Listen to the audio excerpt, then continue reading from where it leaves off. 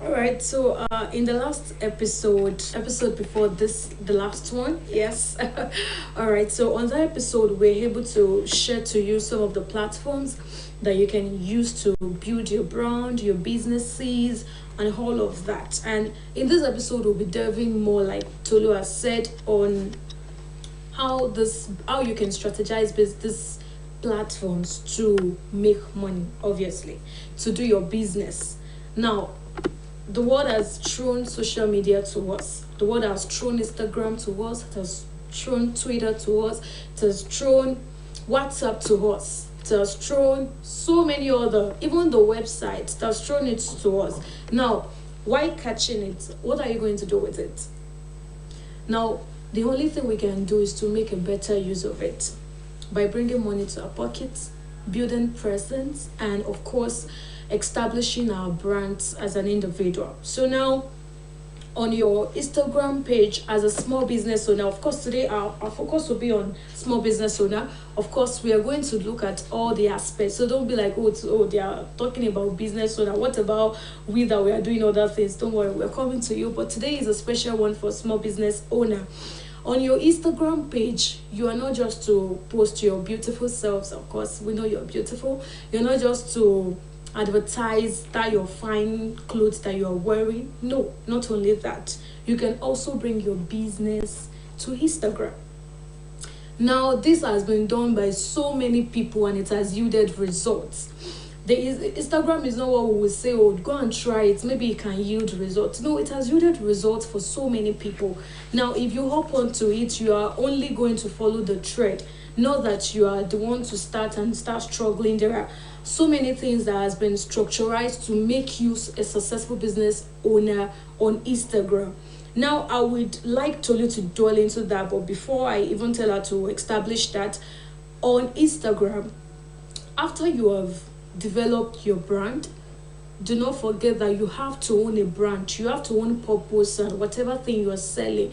If you're selling sweets, you have to own, oh, this sweet, I wanted to make people happy. I want people to lick it and be happy, or maybe it is for mouth odor, whatever. You have to build a brand. If it is a clothes or you're making shoes or bags, oh, I want people to carry this bag and enjoy their fashion, look awesome in their outfits with this bag. You have to build a brand. You have to be able to tell people what that thing you're doing is going to do for them.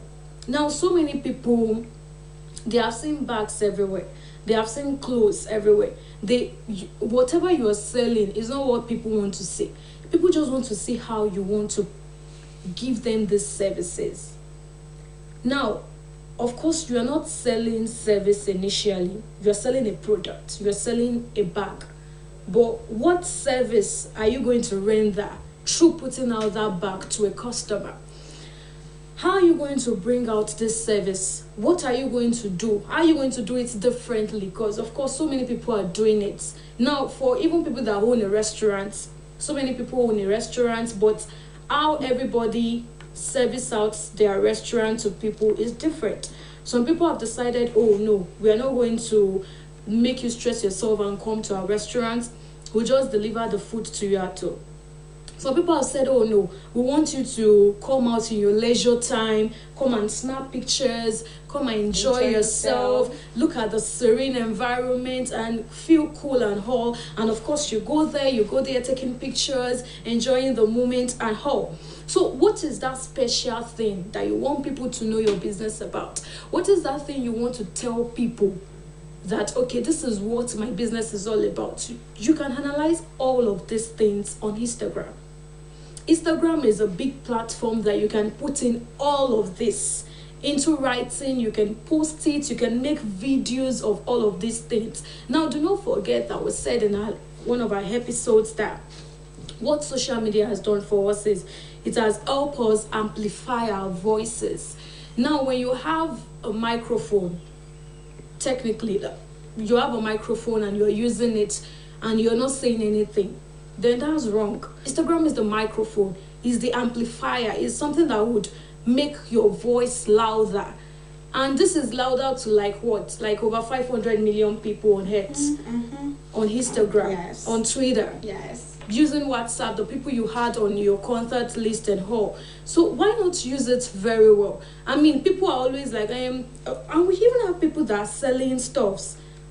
You already heard about Instagram. Yes, I'm on Instagram. I'm selling stuff on Instagram. I'm on Twitter. I'm selling stuff.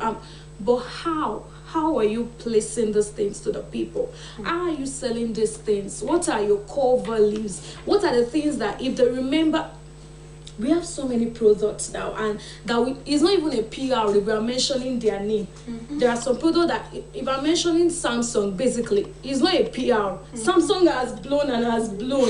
If I'm mentioning it, does not mean, oh, okay, one person will not hear of it and will start to go and buy. These things don't need PR. Why do you think they grew to that extent of not needing PR? Of not needing anybody to advertise them, of course they still do advertisement, of course, just for you to enjoy, and maybe when they get an ambassador they do an advertisement, but not for you to know their brand. These are brands that they have stayed in the business for ages. So what are you doing? What are you doing to grow that business? What are you telling the people? You have the microphone, yes. Instagram is your microphone. WhatsApp is your microphone. Facebook is your microphone. Name it, whatever. They are giving you the microphone. What are you telling the people with your voice?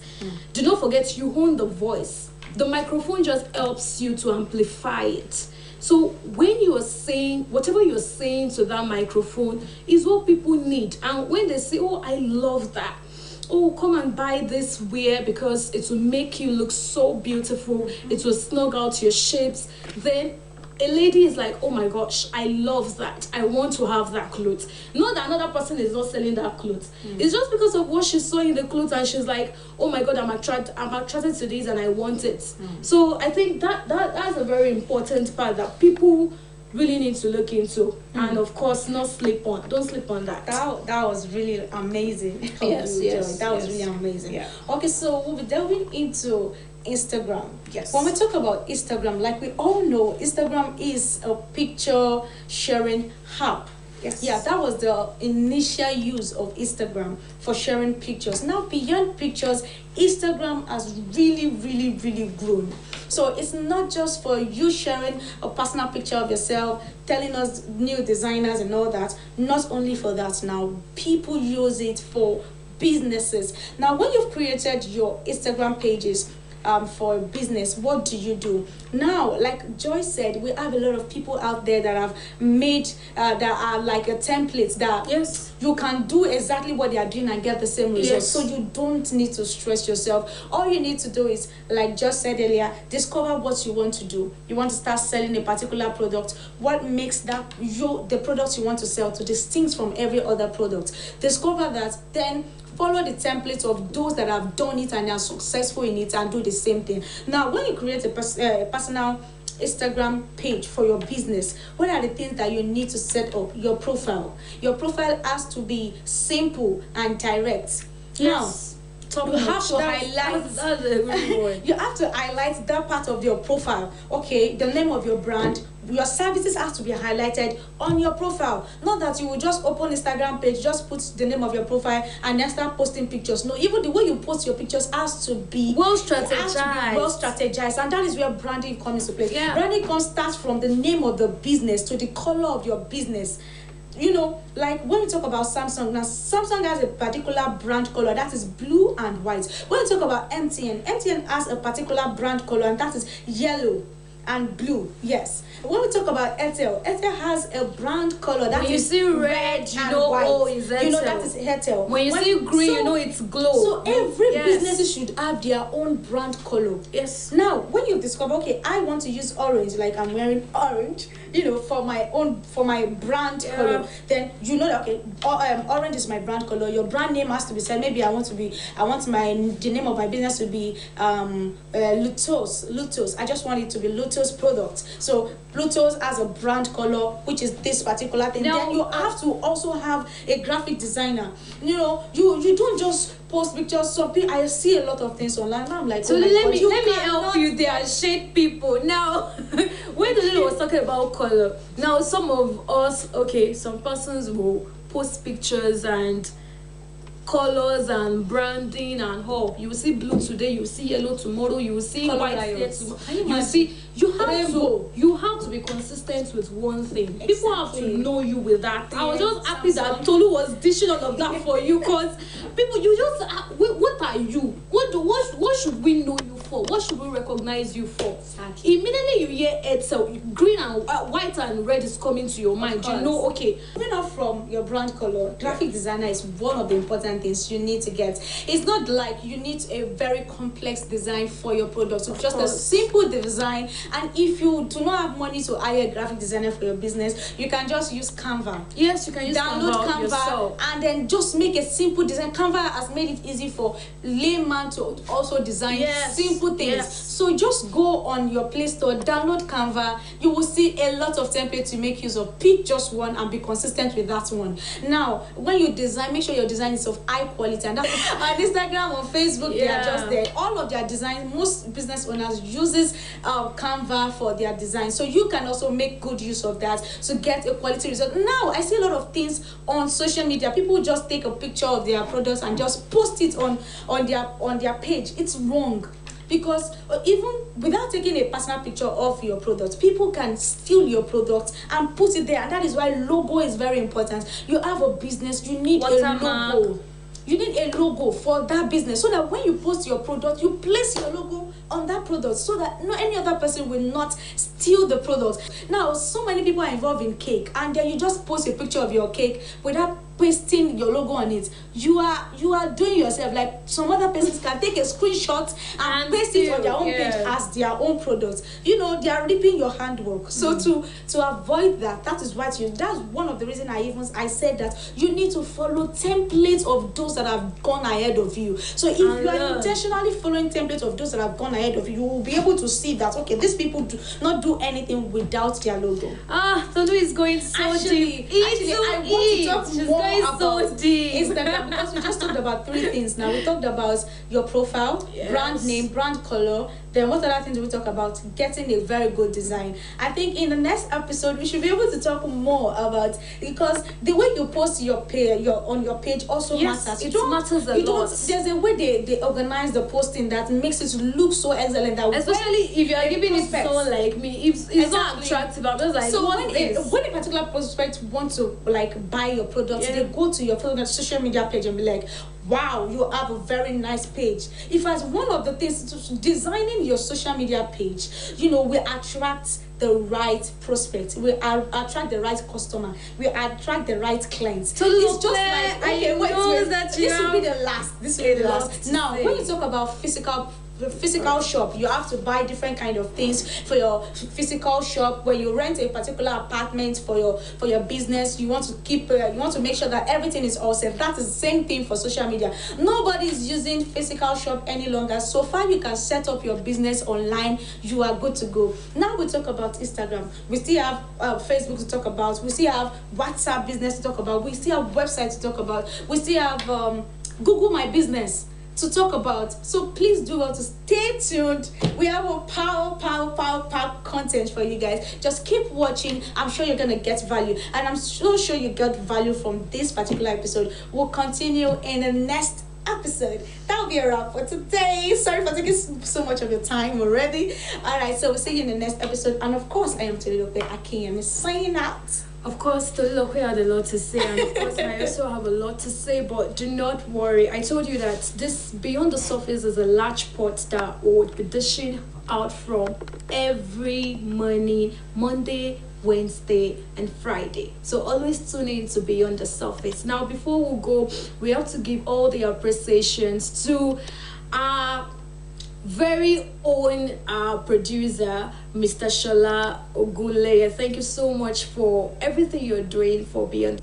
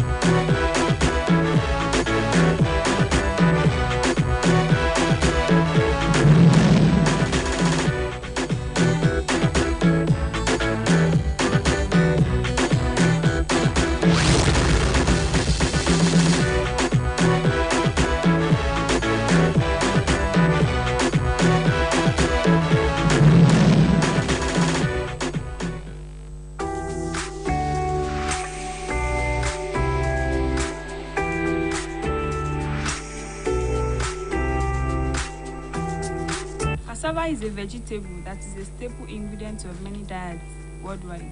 It is a good source of nutrients, but people should avoid eating it raw. Raw cassava contains cyanide, which is toxic to ingest, so it is vital to prepare it properly. Also, there are two types of cassava, sweet and bitter. Bitter cassava is harder and has a much higher cyanide content. Most of the cassava used in the United States is sweet. In the United States, people grind cassava down to make tapioca, which they eat as pudding or use as a thickening agent. Cassava is a root vegetable. It is the underground part of the cassava shrub, which has the Latin name Maniote esculenta. Like potatoes and yams, it is a tuber crop. Cassava roots have a similar shape to sweet potatoes. People can also eat the leaves of the cassava plants. Humans living along the banks of Amazon River in South America grew and consumed cassava hundreds of years before Christopher Columbus first voyaged there. Today, more than 80 countries plant the tropical growth cassava, and it is a primary component of the diet of more than 800 million people around the world. Cassava is a rich, affordable source of carbohydrates. It can provide more calories per acre of the crop than cereal grain crops, which makes it a very useful crop.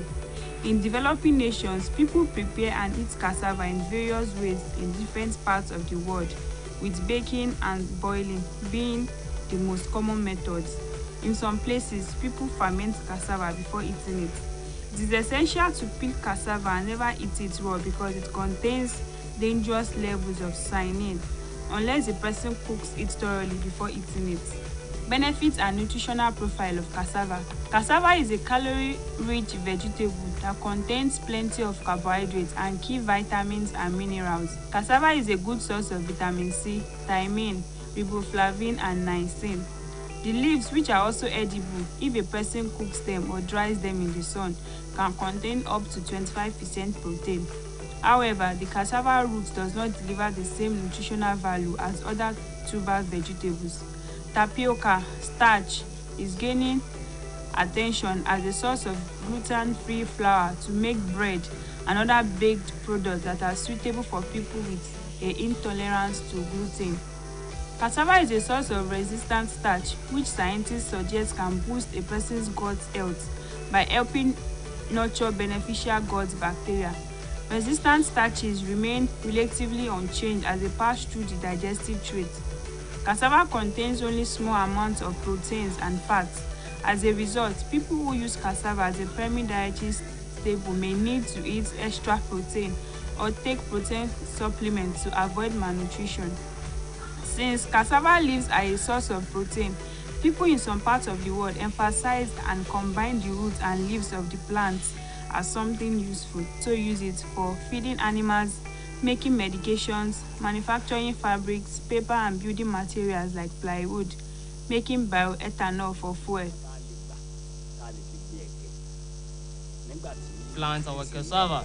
We must not plant cassava when the rain has stopped, like December period. We can start planting our cassava from February, March, or April, as far as the rainfall. We can plant our cassava in two major ways. Firstly, if it is riverside, make ridges and put cassava tree you are intended to plant on already made ridges. Then put some grasses on it. The second step is to first cut all the unwanted grasses from the land you want to use. Then make ridges as far as the rainfall and start planting your cassava stem on it. The inches of stem to plant must not up to a ruler size so as to allow your cassava to have good root, because cassava did not have branch unlike other crops. Cassava in Igbo land is called akupo anu. In Hausa land, it is called rogo, while it is being called ege or paki in Yoruba land.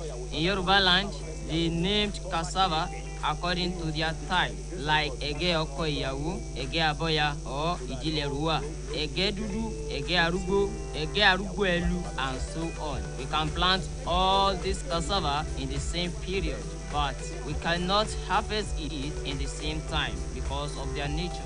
Spraying farm with chemicals are the best ways we can use to collect our cassava from disease. Another way of taking proper care of our farm is to remove unwanted weeds regularly so as not to allow animals like rabbits to damage our cassava. My advice for farmers is that farmers should try and take care of their farm very well. They should try and remove weeds when necessary in order to yield good results. Like if farmers take care of his farm very well, he can see 2 or 3 motos of cassava inside 1 acres of land. Apart from all these foods, gari, eba, apart from all those foods derived from cassava, we can still use cassava for other things. Its work cannot be overlooked, including the pillar we peel from cassava. Even cassava stem and leaves can also be used in herbal wood. Polyvinyl chloride and other industrial products. All these products can be made from cassava root depending on the area people want to go to with, that is gari processing. Gari processing is very profitable business in Nigeria. Majority of families in the east, west, middle belt and some parts in the north consume gari every day. This involves frying the fermented and separated cassava from the chaff after the water in it has dried up. Fufu production. Here you find the cassava roots in a container full of water and allow a period of 4 days within which it has fermented. The fermented cassava roots are now separated from the chaff using a sieve. The cassava is now ready for cooking. You can also process starch, abacha, amala, and some others. Note, in planting your cassava, you should not overlook the diseases that can attack your cassava crops at any time before harvesting, like root rot disease that cause cassava root decay, as well as anthracite, nose, and mosaic diseases.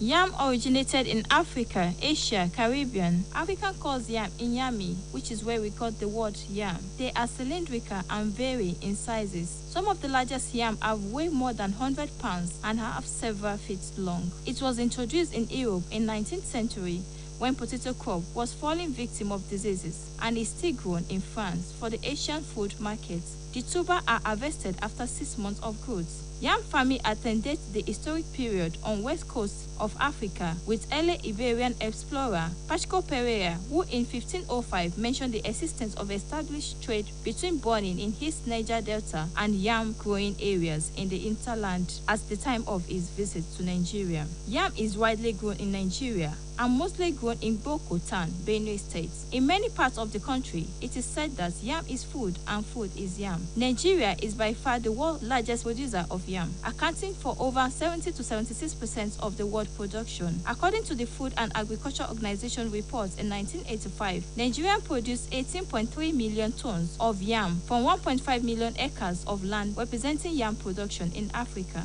Taraba is the top region by production of yam in Nigeria. As of 2005, production of yam in Taraba was 3,162 metric tons. That accounts for 12.89% of Nigerian production of yam.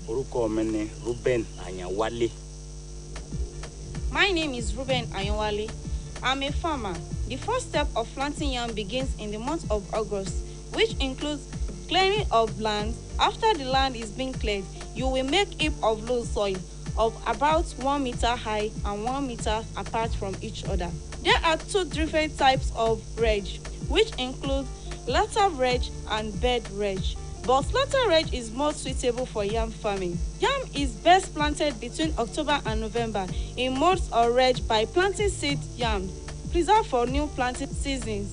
Properly prepared sets, which are the whole tuber cut in pieces and used for planting. A small tuber can be planted whole, while a big tuber can be cut into pieces. Depending on the variety, yam are harvested between 5 to 10 months after planting.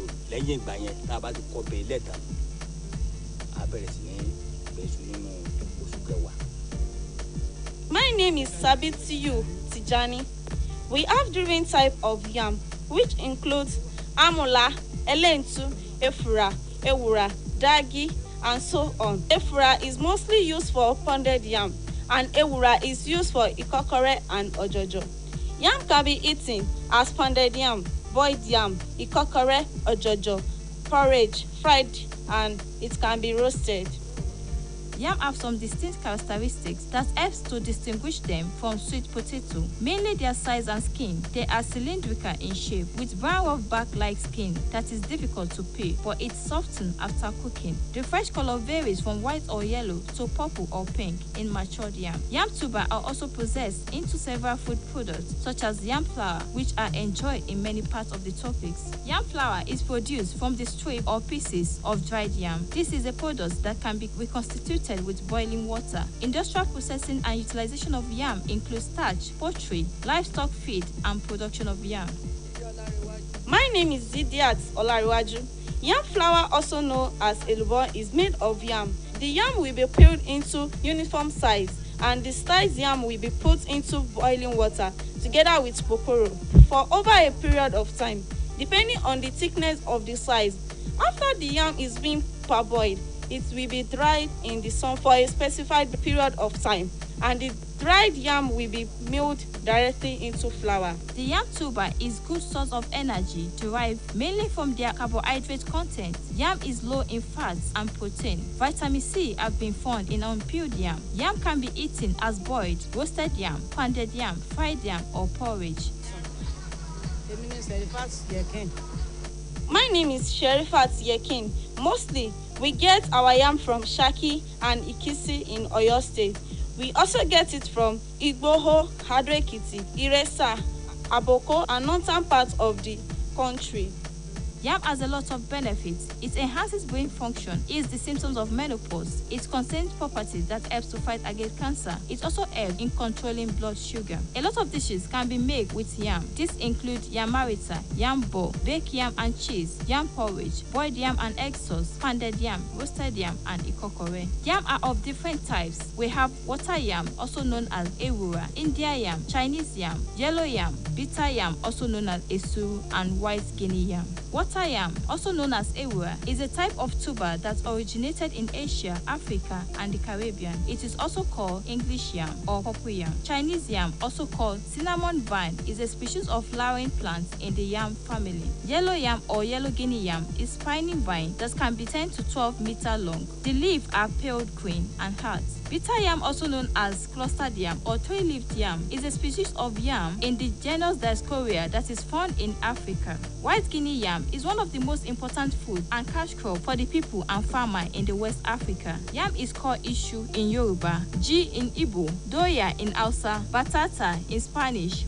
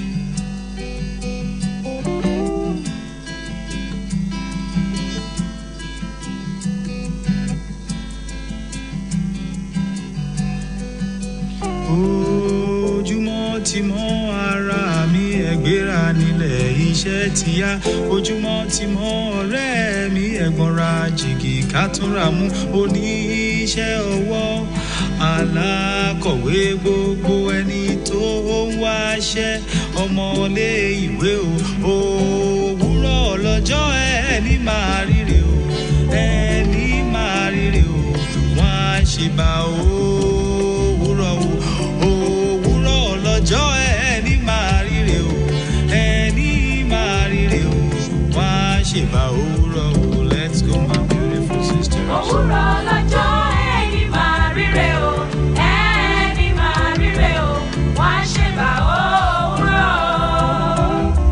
Òwúrọ̀ lọ́jọ́ ẹni máa ríre o ẹni máa ríre o wọ́n á ṣe bá òwúrọ̀.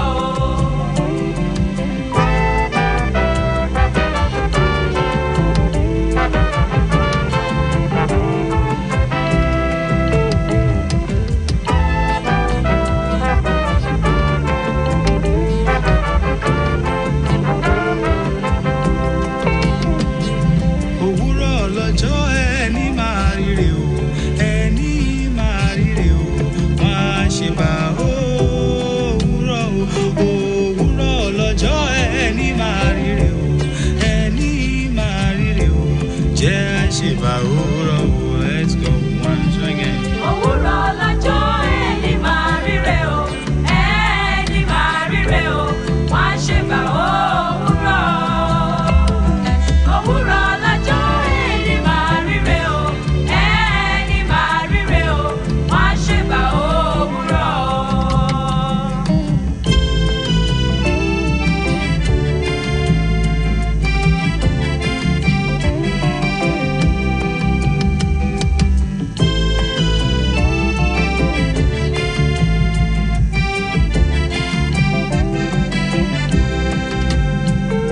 Good morning, I greet you. How do you do? Good morning, I greet you. We got some work to do. Good morning, I greet you. How was your night? Good morning, I greet you. It will be a beautiful day.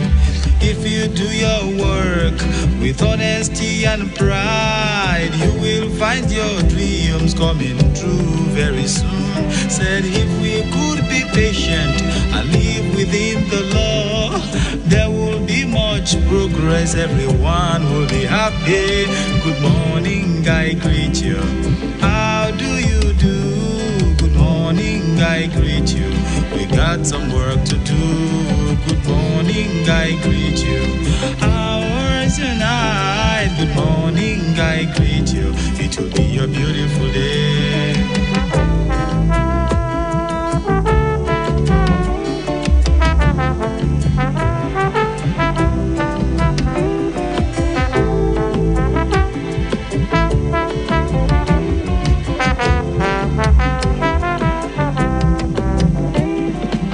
Ojúmọ́ ti mọ́ ara mi ẹgbẹ́ra nílẹ̀ iṣẹ́ ti yá ojúmọ́ ti mọ́ ọ̀rẹ́ mi ẹ̀gbọ́nra jìgì kátúnra mú oníṣẹ́ ọwọ́ alákọ̀wé gbogbo ẹni tó ń wáṣẹ́ ọmọlé ìwé òwúrọ̀ lọ́jọ́ ẹni máa ríre o ẹni máa ríre o wọ́n á ṣe máa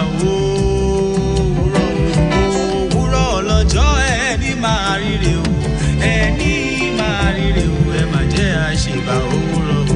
Let's go beautiful people. Òwúrọ̀ lọ́jọ́ ẹni máa ríre o ẹni máa ríre o wọ́n á ṣe bá òwúrọ̀.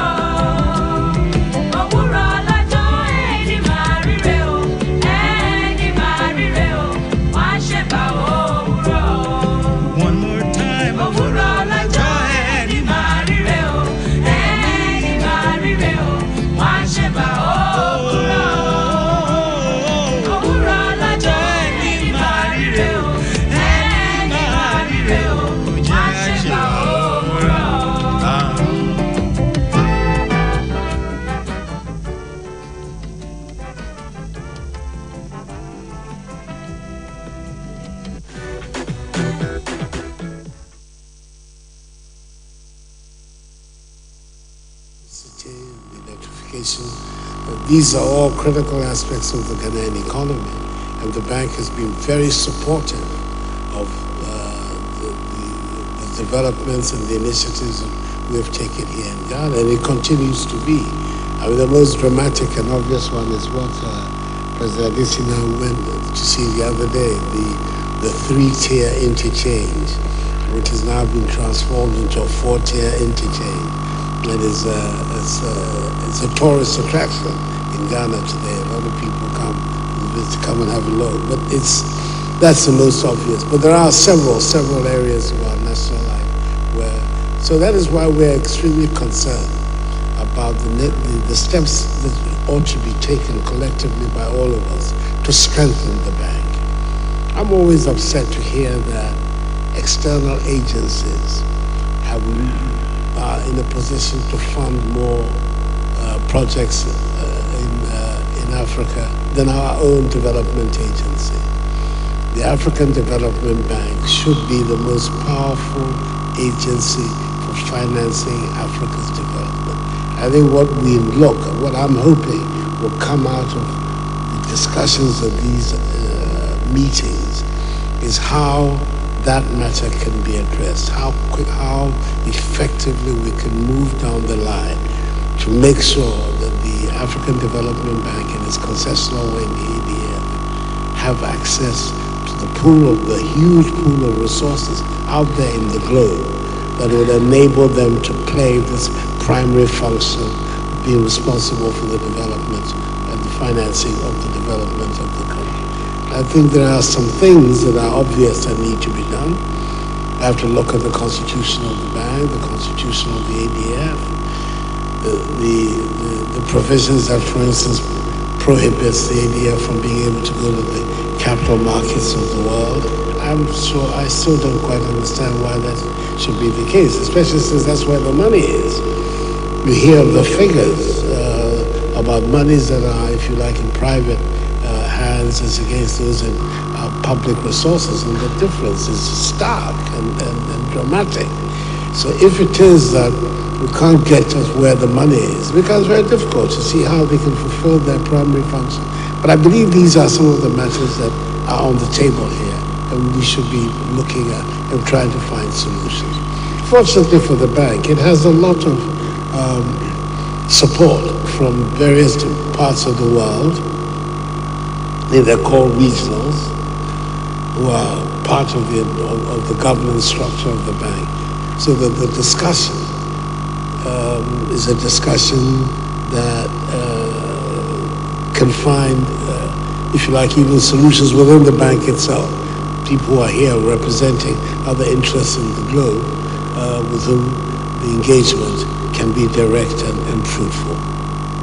I think that is there are two major issues that we have to address in the cocoa industry in Ghana. One, of course, is making sure that our farmers get their due for their labor. Historically, that has not been the case.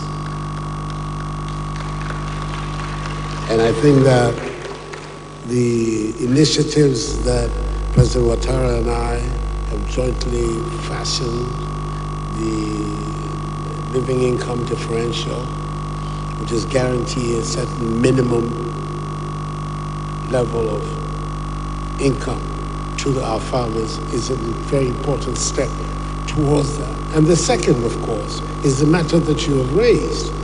How come an industry that is supposed to generate, on the average, over $100 billion worth of resources, only 6 to 7 billion of it comes to the two countries that are responsible for 2/3, nearly 70% of the world's output of cocoa? So, and the reason is very simple. All the value is created outside Cote d'Ivoire, is created outside Ghana. And how we can then now develop in such a way that we have entities in our countries which can address this deficiency and produce our chocolate. We've set certain limits for the cocoa marketing, the cocoa board. whereby I believe it's over a 3-year period. We want to have 50% of the output of our farmers being processed domestically. And I think these are the measures that we're required to take. But it is a major issue confronting the industry and confronting government, and we have to find a solution. The present situation is not tenable. That 10% of the value created from cocoa is returned to the farmers and to the producers, and the others go to all the people in the various middle levels of value addition. That is not a viable long-term arrangement for the industry. So the question you've asked, I think, is an extremely important one, and it is one that our government is exceptionally sensitive to. And hopefully, some of the measures that we have put on the table would enable us to achieve a much better result in the years ahead. Before we start the conversation, the moderator told me that this conversation is free, and he asked me to speak from my heart. He told me that was going to be an informal conversation, and I want to start by something you didn't ask me.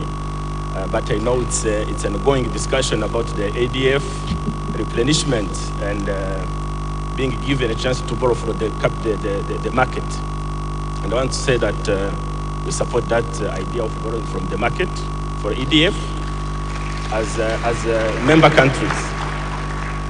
And for me and for us, we think that's giving a chance to other countries to implement different reforms. So I'm sure we think that I'm responding to a non-asked question, but it's because I know this is being discussed across the globe, and I want to start by saying that we support that as a country members, and we think that is giving those low-income countries and fragile countries to implement different reforms, because that money goes with some condition which helps those countries to improve their systems. So now you are asking me to share with our colleagues here our Rwandan experience in overcoming, the COVID pandemic consequences and how we are trying to sustain our growth. As you know, before COVID, our economic growth was around 9.5%. Of course, with COVID, everything went down. But I can tell you and share with you our experience that even during COVID, of course, we have different lockdowns and then stopping activities. But in some rural areas, we decided to say, if the cities are not working properly because of COVID, but some remote areas, there were no many cases of COVID, so we decided to go there and start, investing there. And this is why we were able to build, in that period of the first 9 months of COVID, we were able to build 22,000 classrooms, because we wanted money to be circulating over there and to support that education sector. And that's because we believe in human capital development. But in addition to that, our recovery process was driven by a program put in place, which is called, of course, the recovery program, composed of 3 or 4 key elements I'm going to mention. One is the recovery fund, which is kind of an amount of money we are putting in place to help those most hit sectors, which include hospitality, hotels, and other economic activities. That was the first phase of the recovery fund. And now, last week, I've launched a second phase of recovery fund, which is going to be really helping different sectors, from the big activity to those small businesses.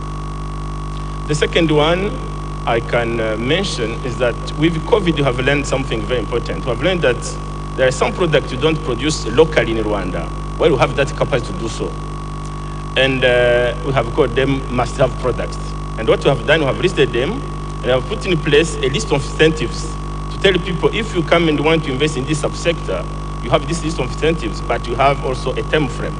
Those activities have to be done within 2 years, not more than 2 years since the adoption. And that's a program we call Manufacture and Ability to Recover.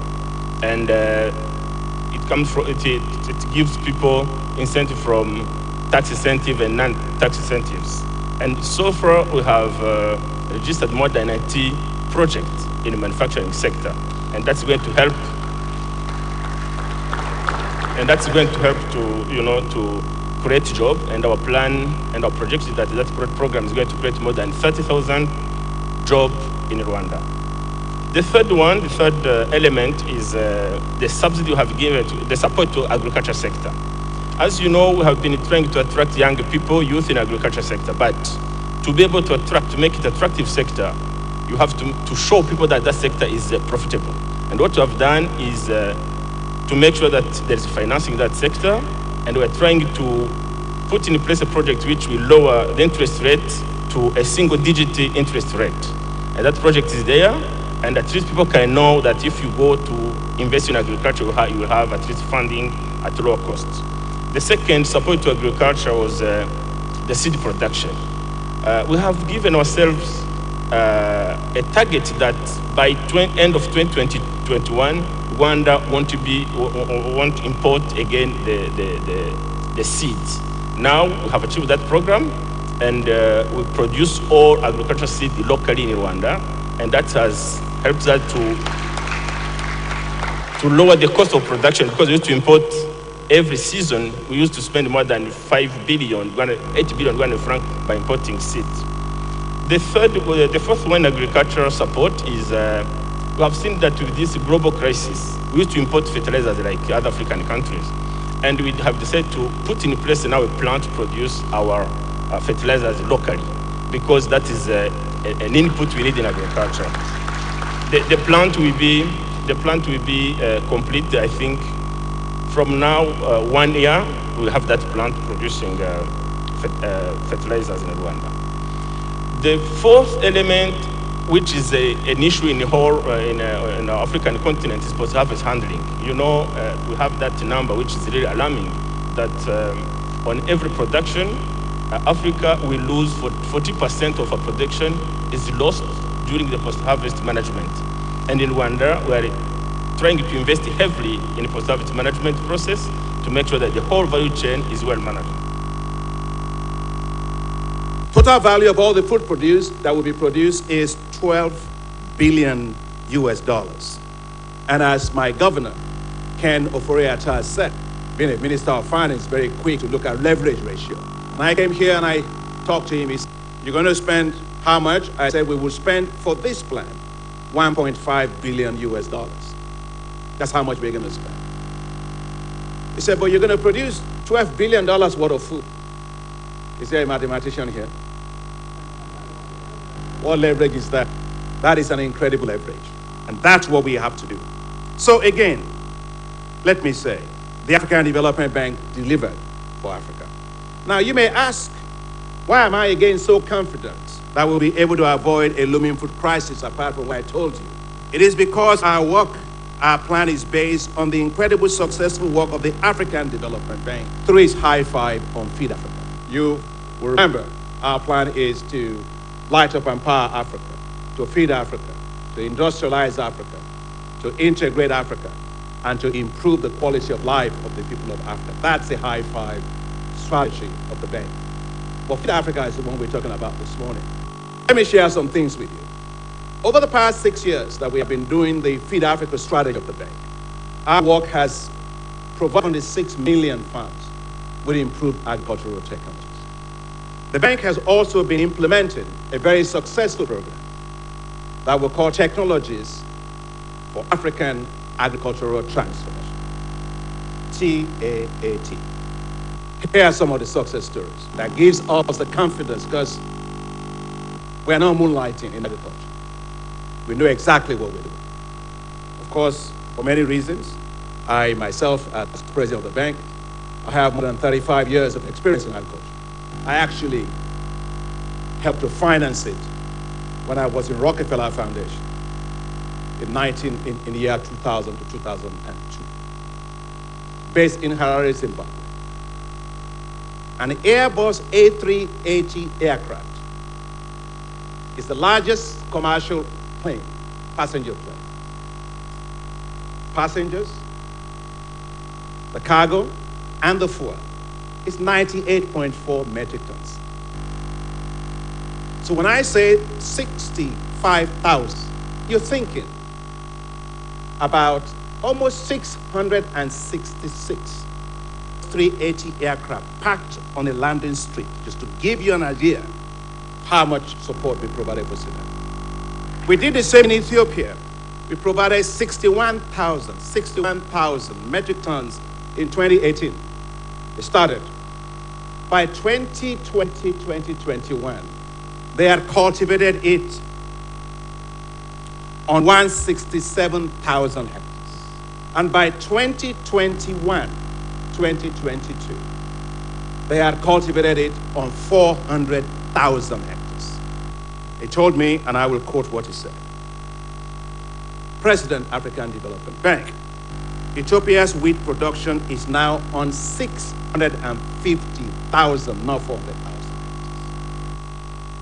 You can clap for them. He said we harvested 2.6 million metric tons of wheat. And he said Ethiopia did not import wheat this year.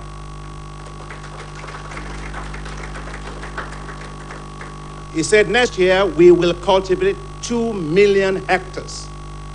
And then we will expect to export 1.5 million hectares to Kenya and to Djibouti next year. Now that's what I'm talking about. These annual meetings will be focusing on the theme, achieving climate resilience and just energy transition. As you know, the climate change is an ever-present existential threat to Africa. From droughts, floods, and cyclones, extreme weather patterns are devastating African countries. 9 out of 10 of the most vulnerable countries to climate change in Africa, in the world, are in Africa. In fact, Africa is the second most vulnerable region in the world to climate change. As I look at South Africa with what happened in KwaZulu-Natal, in Mozambique, and in Madagascar recently. My assistant is from Madagascar. Then I realized bridges, land, washed away, economies destroyed. But we didn't cause climate change. But we suffered disproportionately from the negative consequences of it. To be able to finance climate change, financing needs for Africa will be $1.6 trillion between 2020 and 2030. $1 billion per year between 2020 and 2030. As per the Paris Agreement, African countries are committed to reducing their carbon emissions through energy transitions. Africa has abundant energy resources, including solar, hydro, geothermal, and also wind. Renewables alone cannot power Africa. And neither can it power any part of the world because of the intermittency of power. You need stable grid system. Therefore, you must have access to power. You must be able to afford power. You must have security of power. And you must have stability of energy systems. Let me give you an example of what it means to have energy transition, because you'll be with us for the whole week. How many of you like going on cruise ships? Vacations. And I say, yeah. Why are you acting as if you don't like vacations? When you are on a cruise ship, you go from your room to another room. You play badminton, you do what's that thing, bowling, everything is nice. You jump in a swimming pool. That is what they call stable energy system. You can shift from one room to the other, but everything is what? Stable. That is the luxury that developed countries have.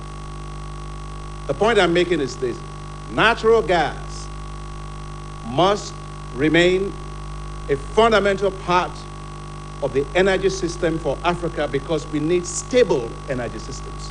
And we must create jobs, and we need industries. Africa cannot be poor. We also want to be rich. the African Development Bank Group since I've been president.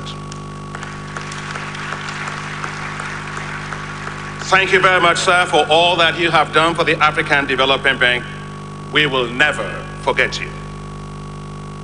Honorable Ken Ofori-Atta, the chairperson of the Board of Governors of the African Development Bank Group, honorable ministers, governors of the African Development Bank Group, excellencies, heads of regional economic communities, ambassadors, heads of diplomatic missions, my board of directors, management and staff of the African Development Bank Group, eminent members of the press, distinguished ladies and gentlemen, and of course, my darling and beautiful wife, Grace.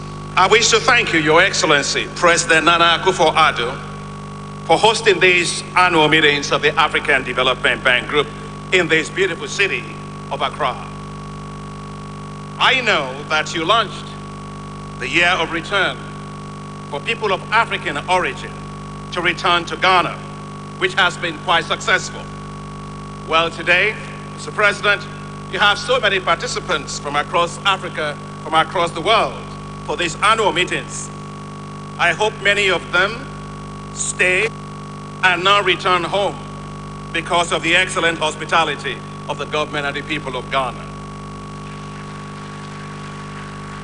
To them, I say, Akwaba, welcome. Welcome to the gathering of the friends of Africa, the partners of Africa. For this place today is filled with those who have faith in and hope in Africa. Yet, there are millions of Africans who we serve every day who are not here. Yet, we must see them. Yet, we must hear their voices. Yet, we must feel their needs in all that we do. For we do not represent ourselves. We represent them. Lives are affected every day by climate change. Majority of them, women.